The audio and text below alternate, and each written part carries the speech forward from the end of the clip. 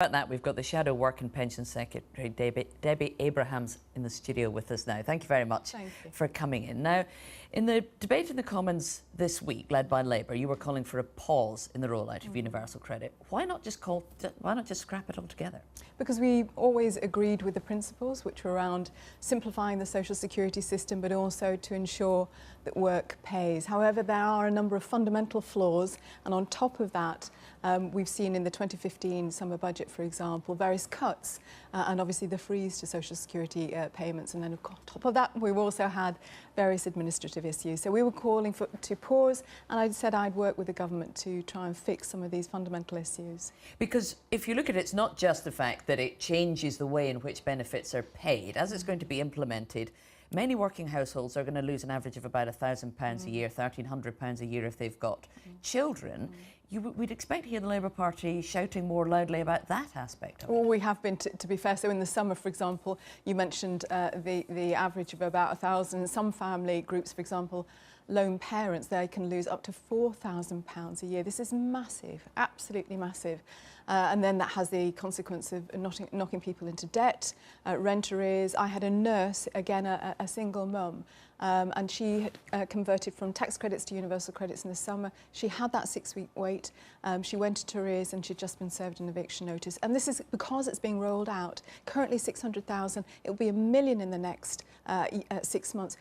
We really need to stop this. So you're saying it's about the amount of money people are being paid as well as the way in which they're being paid it. How much money would Labour commit to uprating the benefits in universal credit? Well, what we've said, first of all, we want to see a reduction in terms of the time that people wait. So we want to have the obligatory No, I understand that. But looking actually about the amount of money people get in every month, how much would Labour commit to increasing the benefits? We want to work with the government on that. We recognise that there are difficulties. We set by £10 billion over the course of the next Parliament to make sure that we would add in that element about ensuring that work pays. It's not currently doing that. As I say, people are worse off. £10 billion for universal credit. To transform universal credit, which will be, as I say, the key social security programme. And how much for any other welfare benefits would Labour be prepared to spend? I mean, we saw in the mood box there, people in Canterbury saying they think the welfare system is too cruel. What would Labour actually be prepared to spend on increasing people's benefits? OK, so for example, we said for disabled people, there have been a number of cuts around that. So the employment support allowance a group who are deemed as possibly being fit for work in the future have had about £1,500 a year taken off them. That started in April. We've said that we'd reinstate that. We said that we'd reinstate the personal independence payment for people with mental health problems. So in the round, how much extra money would you be paying in welfare benefits when you look at all of these different things? I know you've got policies on the bedroom clause and the 2-child limit and all of this as well, but in the round, how much additional money would Labour be prepared to put into the welfare system? So if we look at the reinstating those particular cuts and the transforming universal credit, it works out about £4 billion every year. Really, because the IFS seem to think that the government are saving £15 billion a year with the welfare changes that they've made.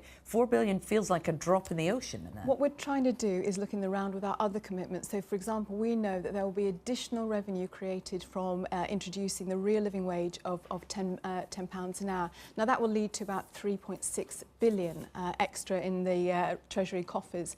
And we want to make sure that we look at it in the round.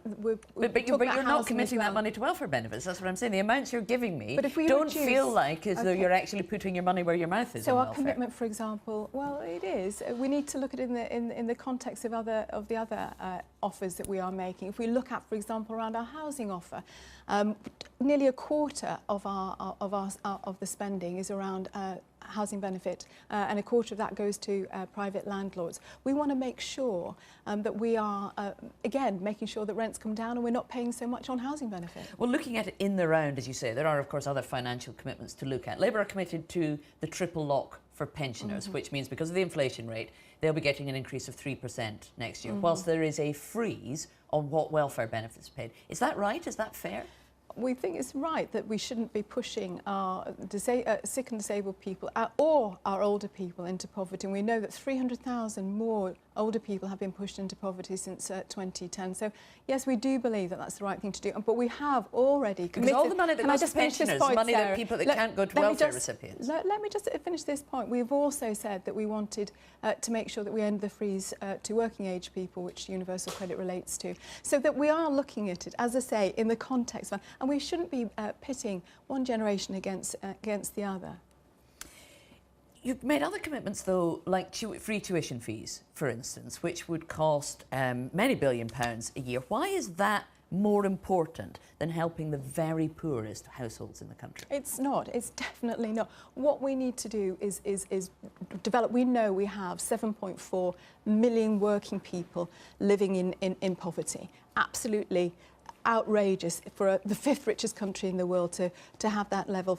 3 out of the 4 million children living in poverty are from working families. We need to make sure our vision for a high pay, high skill economy is delivered, and the way that we're going to achieve that is via improving our skill base, ensuring that we invest and support our industries, especially our small businesses. And so we need to make sure that this balanced approach is achieved. So can you just give a commitment that you would reverse all the cuts to working age benefits that you argue against, and just say now the next Labour manifesto will say we will reverse those? I can commit that we will make things fairer for people who are in and out of work. But not that you will actually reverse the cuts that have been made by this Tory government.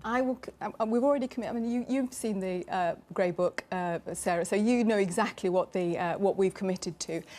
We will make sure that in addition to providing a real living wage of £10 an hour, that working age support will be there, so that if you're in or out of work and go in this low pay, no pay cycle, that we will support you. OK, and I want to ask you before you go, the Community Secretary, Sajid Javid, has been saying this morning on the Andrew Marr show that the government will borrow money to invest in housing. What's your response to that?